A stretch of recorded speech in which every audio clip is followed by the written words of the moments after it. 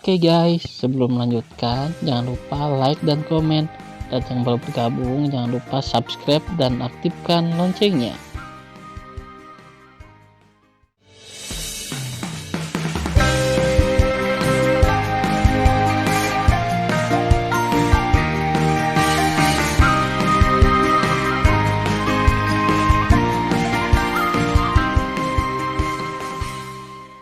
Episode 42. Melanjutkan cerita sebelumnya.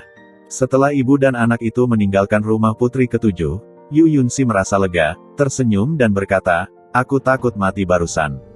Aku khawatir kamu akan dikendalikan oleh Yu Cheng."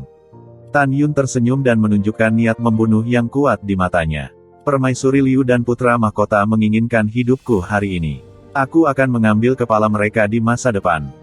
Yu Yunsi mengatupkan bibirnya dan membekukan senyumnya di wajahnya. "Tan Yun, kau bunuh putra mahkota, Permaisuri Liu. Aku akan membunuhnya sendiri dan membalaskan dendam ibuku." "Oke," kata Tan Yun.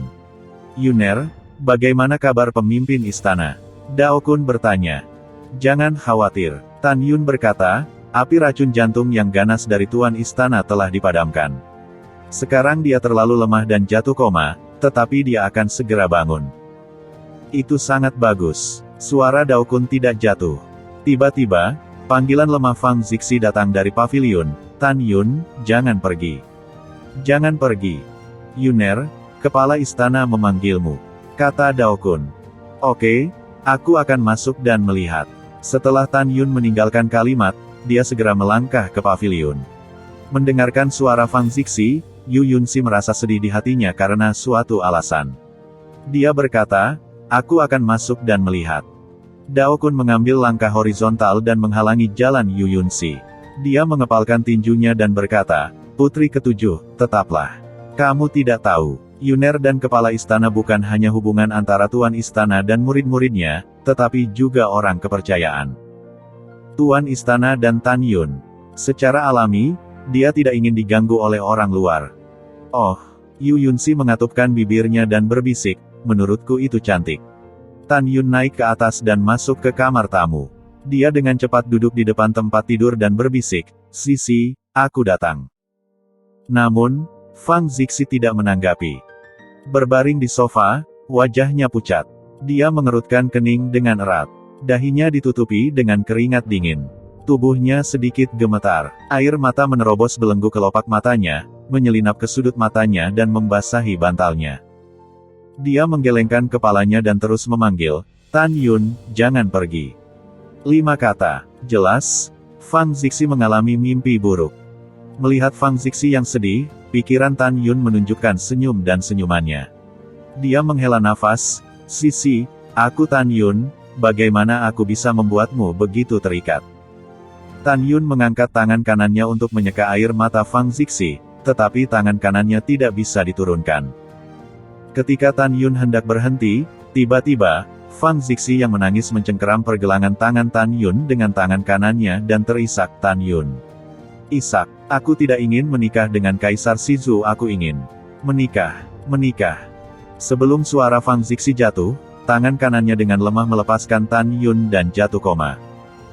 Dalam keadaan koma, kerutan Fang Zixi belum meregang, dan air mata di matanya belum kering. Saat ini, Dao Kun, yang berada di halaman lain, menatap lebar dan tampak kaget. Meskipun suara tercekik Fang Zixi terputus tadi, dia bisa menebak bahwa orang yang ingin dinikahi oleh tuan istana adalah Tan Yun. Pesona bocah itu benar-benar hebat. Dao Xing berkata, dia telah merebut hati pemimpin istana Fang. Yu Yunsi, di sisi lain, tidak senang. Melihat Yu Yunsi, yang sedang panik, Dao Xing berkhotbah, "Sier, sebagai seorang guru, saya dapat melihat bahwa Anda telah memindahkan hati Anda kepada bocah itu. Jika kamu benar-benar menyukai bocah itu, kamu harus bergegas. Begitu bocah ini bisa memenangkan hadiah pertama, pada saat itu, Kaisar Agung akan menikah dengannya, kamu bisa berpura-pura dengannya." Mendengar pidato itu, pipi Yu Yunsi terasa panas dan berkata, "Tuan, apakah ini berlebihan?" "Apa yang berlebihan?" Dao Xing berkata, "Anda tahu, selain identitas mulia Anda masih merupakan kecantikan pertama di dinasti leluhur Sisu. Aku tidak percaya. Tan Yun sudah lama bersamamu dan tidak peduli sama sekali. Setelah kamu menikah, kamu akan ditemani sepanjang tahun. Seiring waktu, kamu tidak perlu memalsukannya, itu akan menjadi kenyataan. Yu Yunsi menggigit bibirnya dan tidak tahu harus berpikir apa. Sier, juga, aku baru saja memeriksa akal sehatku. Dao Xing berkata, Tuan Fang hanya mengalami mimpi buruk, tidak mengaku pada Tan Yun. Yah, terima kasih atas saranmu. Aku sedang memikirkannya, Yu Yunsi berkhotbah.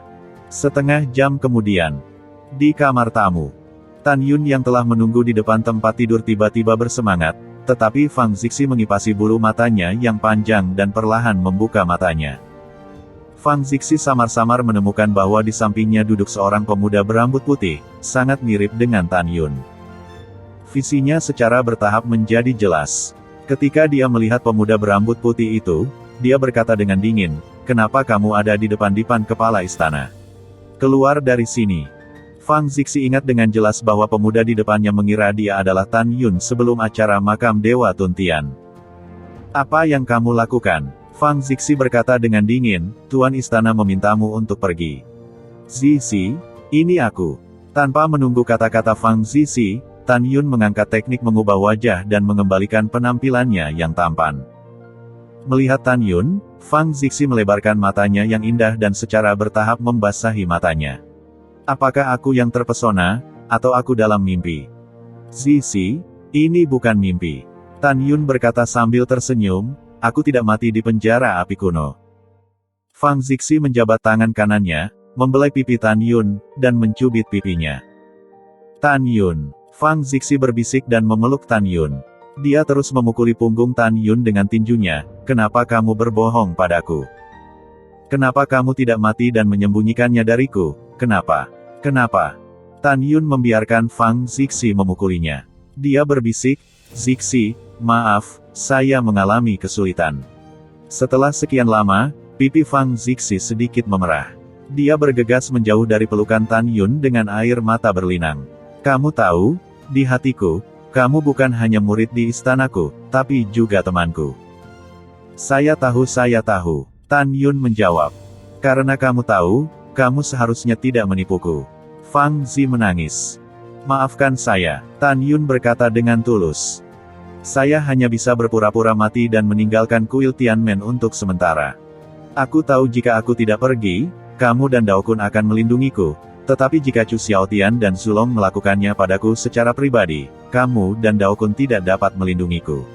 Lagi pula, kamu tidak bisa selalu di sisiku.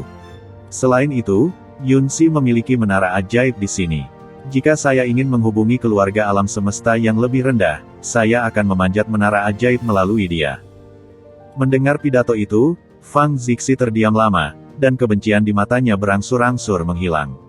"Maaf, aku salah paham denganmu." "Tidak masalah. Selesaikan saja kesalahpahamannya," Tan Yun berkata dengan mata cemas, "Bagaimana perasaanmu sekarang?" "Jauh lebih baik." Fang Zixi melepaskan kesadaran ilahinya dan melihat ke dalam hatinya.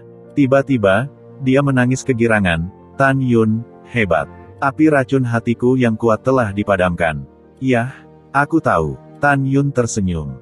"Apakah kamu tahu?" Fang Zixi bingung. "Aku membantumu menekannya." Tan Yun tersenyum. "Kau tahu aku punya racun hati yang kuat?"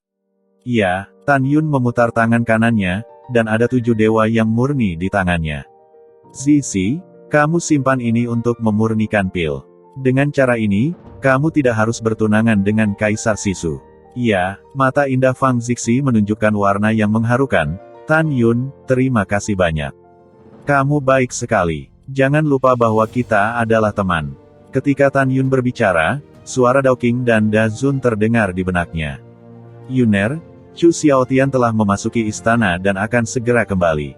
"Saya mengerti." Setelah Tan Yun mendengar berita itu, dia melihat ke arah Fang Zixi dan berkata, "Zixi, Chu Xiaotian akan kembali. Aku harus keluar, dan jangan katakan padanya bahwa aku masih hidup." "Saya tahu." Fang Zixi berkata dengan mata enggan, "Kapan kamu akan kembali ke istana Tianmen?" "Aku punya hal lain untuk ditangani. Aku tidak bisa kembali dalam waktu dekat," kata Tan Yun. "Oke, kamu memperhatikan keamanan di luar, aku." Wajah cantik Fang Zixi menunjukkan sentuhan rasa malu dan kembali normal. Aku menunggumu di kuil Tianmen.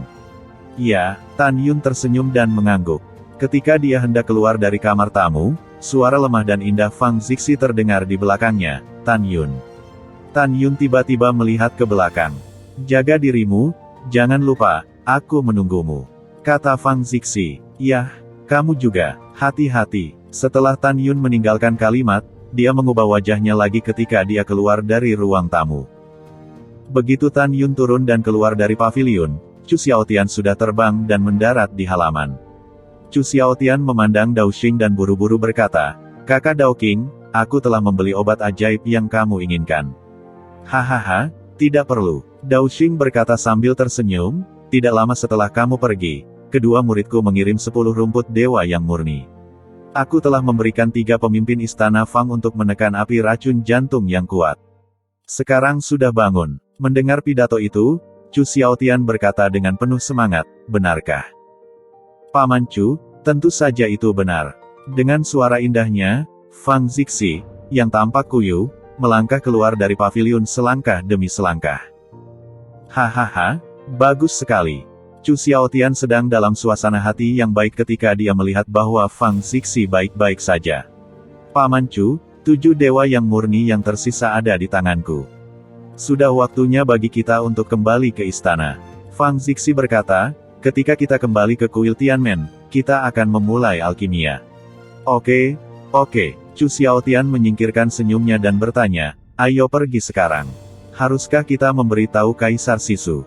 Itu tidak perlu. Fang Zixi menjawab, membalikkan tangannya, dan sepucuk surat keluar dari udara tipis dan menyerahkannya kepada Dao Xing Dazun.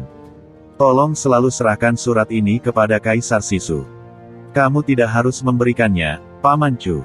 Ayo pergi, kata Fang Zixi. Setelah berjalan keluar dari halaman lain bersama Chu Xiaotian dan Dao Kun, dia perlahan melihat ke belakang, menatap Tan Yun, tersenyum dan terbang menjauh.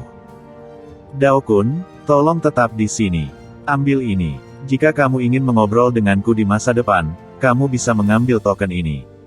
Dao King Dazun melambaikan tangan kanannya dan sebuah token yang diukir dengan kata, Dao King, terbang ke tangan Dao Kun. Pada saat ini, Tan Yun berbisik kepada Dao Kun, generasi muda meminta Dao King Dazun untuk memberimu token. Dengan cara ini, ketika ada kabar dari istriku di masa depan, kamu akan mengirim seseorang untuk menemukan generasi muda dengan token. Dengan token, kamu dapat memasuki kota leluhur Sizu dan istana kekaisaran tanpa halangan. Mendengar pidato tersebut, Dao Kun mengangguk, berpura-pura menyembah Dao Xing di depan Chu Xiaotian, membungkuk dan berkata, terima kasih senior. Jika Anda punya waktu di masa depan, Anda akan banyak bicara. Yah, berjalan perlahan dan jangan mengirimkannya. Dao King tersenyum sambil membelai janggutnya. Selamat tinggal, anak muda. Setelah Dao Kun mengatakan sesuatu, dia terbang keluar dari halaman bersama Chu Xiaotian.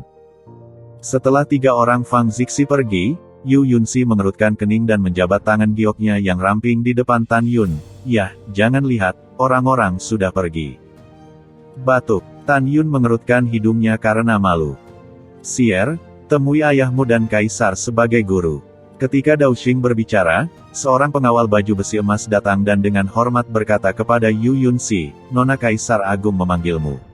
Sang putri tahu. Yu Yunxi menjawab, Xiao Zhang, ayo pergi. Kemudian, Dao Xing Dazun, Tan Yun, Yu Yunxi meninggalkan mansion dan tiba di aula Kaisar Agung. Tan Yun berada di luar aula, dan Yu Yunxi serta Dao Xing Dazun memasuki aula. Melihat Yu Yunxi datang, Kaisar Sizu bangkit dari kursi naga dan muncul di depan Yu Yunxi dengan kilasan sosoknya. Dengan permintaan maaf, dia berkata, Sier, permaisuri telah memberitahu ayahnya bahwa kematian Yier dan Saner tidak ada hubungannya denganmu. Ayah mengaku bahwa dia meragukanmu. Jangan membenci ayah. Yu Yunxi mencibir di dalam hatinya, tetapi tersenyum manis di wajahnya. Ayah, putrimu tidak menyalahkanmu. Jika kamu tidak meragukan putrimu, itu tidak normal. Lagi pula, semua orang tahu bahwa putrimu berselisih dengan saudari ketiga dan saudara laki-laki kelima. Yah, wah, Sier, ayahmu sangat senang kamu bisa berpikir begitu. Kaisar Sizu tersenyum.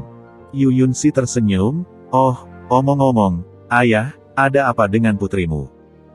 Kaisar Shizu tersenyum dan berkata, ayah memanggilmu untuk menanyakan tentang pernikahanmu dalam kompetisi. Semuanya tergantung pada ayah, Yu Yunxi berkata dengan cerdik. Oke, Kaisar Shizu tidak tahu apa yang dia pikirkan, dan matanya menunjukkan kesedihan yang mendalam. Kemudian setelah pemakaman Yier dan Saner dalam 3 hari, ayah akan mengumumkan kepada dunia bahwa dia akan merekrut menantu dalam 30 tahun. Baik, ayah. Yu Yunxi tersenyum, tapi ayah, jangan lupa berjanji pada putrimu. Apa masalahnya? Kaisar Shizu bertanya-tanya. Yu Yunxi berkata, tidak peduli siapa yang memenangkan gelar, kamu harus setuju. Ini alami. Kaisar Shizu berkata tanpa ragu. Dalam hatinya, dia mengira Qigong memiliki 90% harapan untuk memenangkan kejuaraan.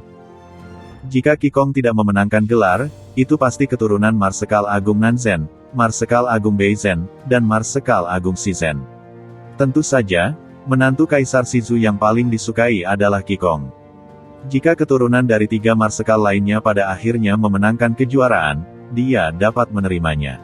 Setelah Kaisar Shizu mengatakan sesuatu, dia memandang Dao King Dazun dan berkata sambil tersenyum, ada apa dengan Dao King Dazun? Dao Xing Dazun membalikkan tangan kanannya, menawarkan sepucuk surat dan menyerahkannya kepada Kaisar Shizu dengan kedua tangan. Kaisar, pemimpin istana Fang telah pergi. Dia meminta bawahannya untuk memberikan surat ini kepadamu. Pergi. Kaisar Shizu mengerutkan kening dan membuka surat itu, tetapi tertulis. Maaf, pemimpin istana pergi tanpa pamit. Terima kasih atas perhatian Anda selama periode ini. Karena Anda tidak dapat memberikan rumput dewa yang murni, jadi aku pergi. Juga, pamanku, wakil Tuan Istana Chu, memikirkan cara untuk menekan api racun jantung yang ganas dari Tuan Istana. Penanda tangan, Fang Zixi. Setelah membaca surat itu, wajah Kaisar Shizu sangat sulit dilihat. Ayah, ada apa denganmu? Yu Yunxi bertanya. Tidak ada apa-apa, Kaisar Shizu berkata dengan senyum yang dipaksakan, Xier, kamu dan gurumu harus mundur dulu. Ayahmu punya sesuatu untuk ditangani. Ayah yang baik, Yu Yunxi menjawab, lalu berjalan keluar dari aula bersama Dao Xing Dazun dan terbang ke rumah putri ke-7 bersama Tan Yun. Setelah ketiganya pergi, di aula Kaisar, wajah Kaisar Shizu menjadi merah dan gemetar. Matanya menunjukkan kemarahan yang besar, Fang Zixi, kamu bahkan tidak menyapa Kaisar ini. Bagus. Kamu menunggu Kaisar Agung. Suatu hari Kaisar Agung akan mendapatkanmu dan kuil Tianmenmu. Jalang, kamu menunggu Kaisar Agung. Setelah ledakan amarah, Kaisar Shizu pergi untuk menghibur Permaisuri Liu. 3 hari kemudian, putri ketiga dan pangeran kelima dimakamkan Akbar. Warna merah di bawah semua bangunan dihilangkan dan diganti dengan warna putih di seluruh istana kekaisaran dan bahkan seluruh kota leluhur Shizu. Mengingat Permaisuri Liu terlalu sedih, Kaisar Shizu menunda acara kompetisi selama 3 bulan lagi. Selama 3 bulan, Kaisar Shizu hampir menemani Permaisuri Liu, membuatnya perlahan-lahan melupakan rasa sakit kehilangan anak-anaknya. Kaisar Shizu membuat perintah untuk mengumumkan bahwa dinasti Shizu akan mengadakan upacara perjodohan 30 tahun kemudian. Pemenangnya akan menikah. Begitu berita ini keluar, itu menimbulkan sensasi di dinasti leluhur Shizu. Tahukah Anda, menikahi putri ke-7 tidak diragukan lagi merupakan langkah ke surga. Oleh karena itu, di puluhan ribu kota di dinasti leluhur Shizu, talenta muda di ranah Tao mulai mendaftar satu demi satu. Hanya dalam 3 bulan, jumlah pendaftar sudah mencapai 50 juta. Tentu saja, di dinasti leluhur Shizu, ada jauh lebih banyak dari orang-orang ini di alam Tao. Alasan mengapa hanya ada 50 juta adalah karena orang-orang ini semuanya jenius di ranah Tao di kota-kota besar.